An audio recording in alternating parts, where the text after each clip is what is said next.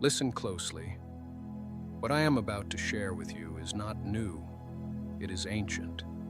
It has been lived, worn, embodied by those who understood something that the modern world has largely forgotten. You are not merely a body moving through space. You are a field, a broadcasting and receiving instrument of extraordinary sensitivity.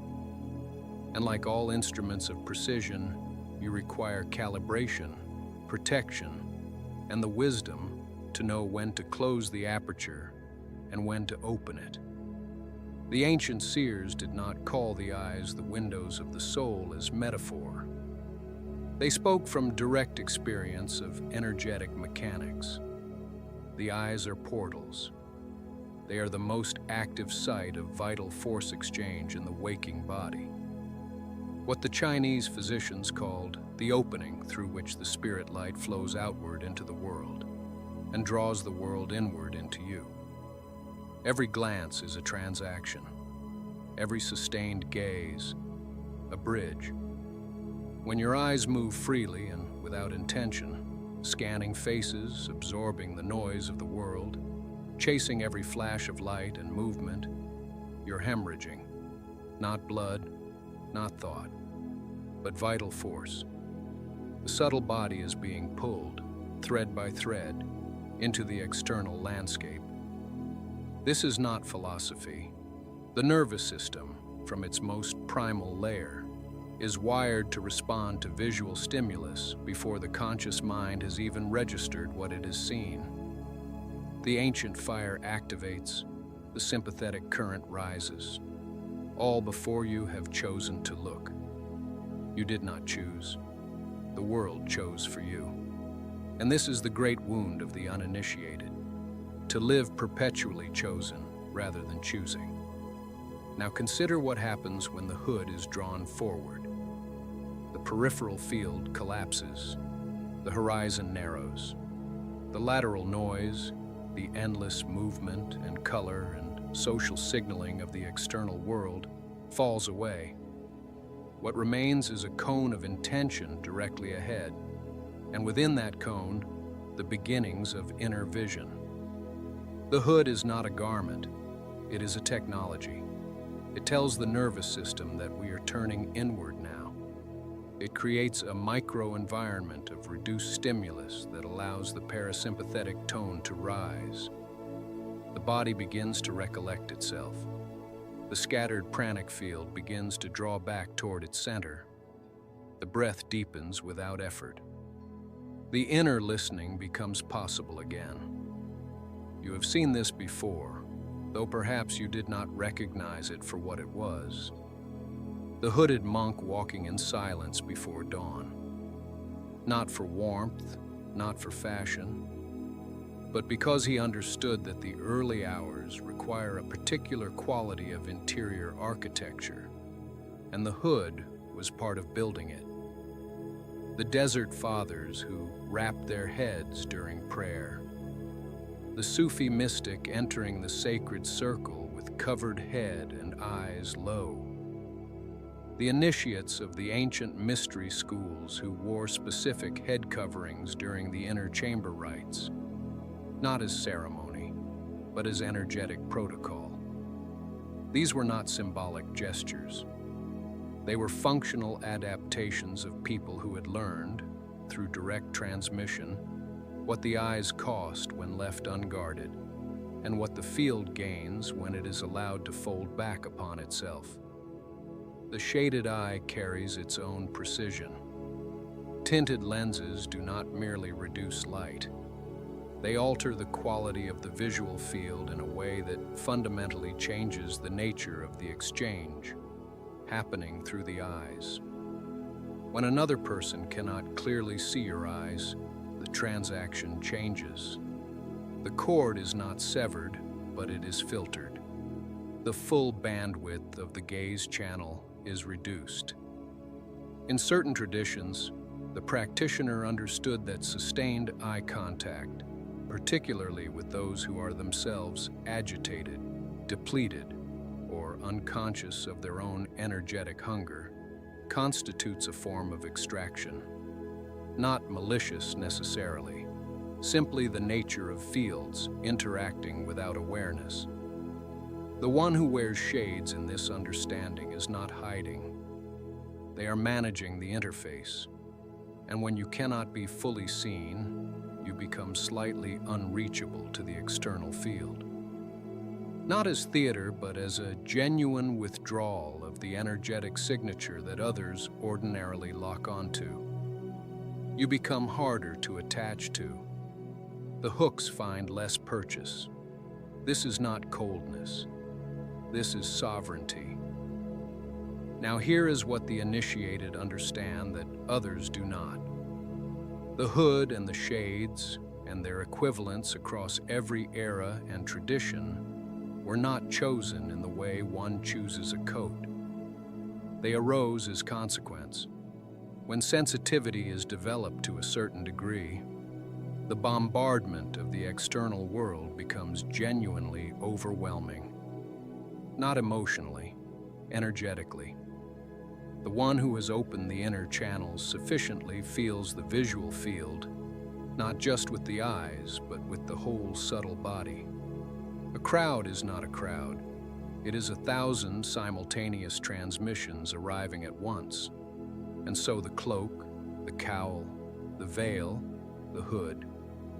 These were natural adaptations of those whose instrument had become too refined for unprotected exposure.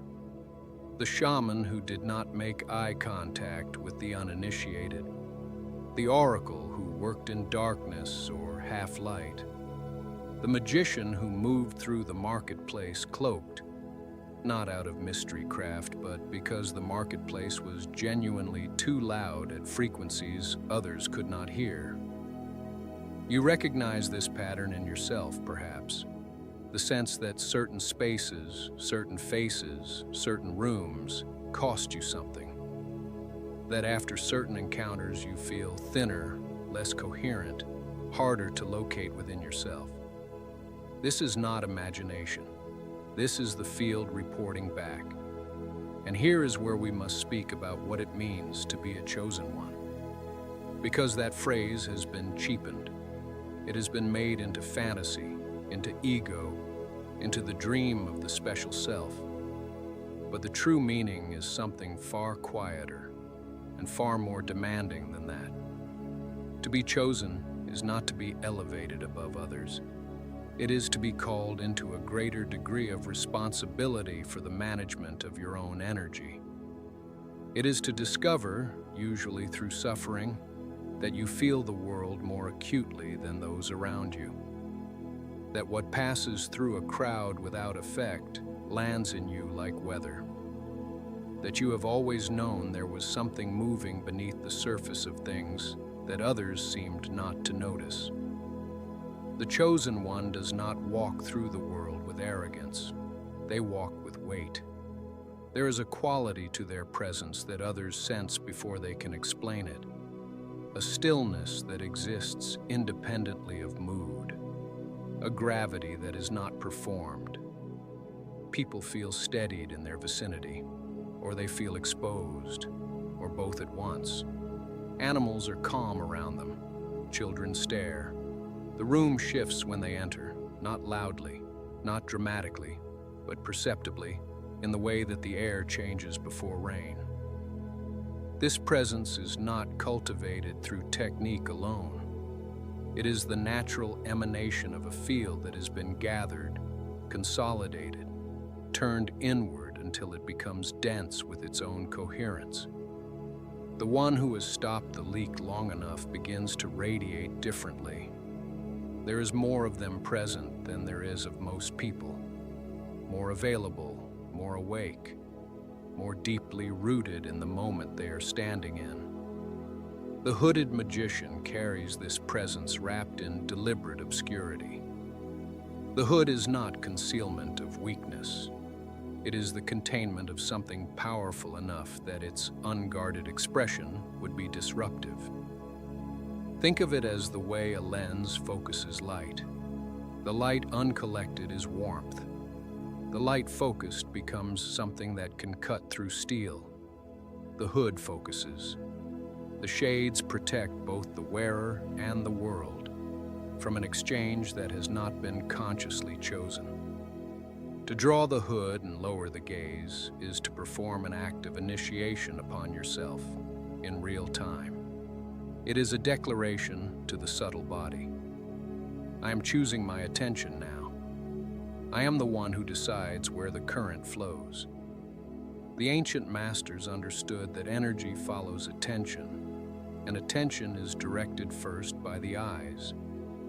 To master the eyes is to master the first gate of the will. Everything else, thought, emotion, action, and what you draw toward you through the invisible threads of your own field, follows downstream from where the eyes have been. This is why in almost every lineage, the early teachings concern themselves with the eyes. The fixed gazing point in yoga that prevents the wandering of vital force. The instruction to practitioners not to look around during sacred rites. The initiatic traditions that required the student to walk with downcast eyes for a period, not as a performance of humility, but as energetic training. Learning to hold the field inward while moving through a world that is constantly, hungrily calling it outward.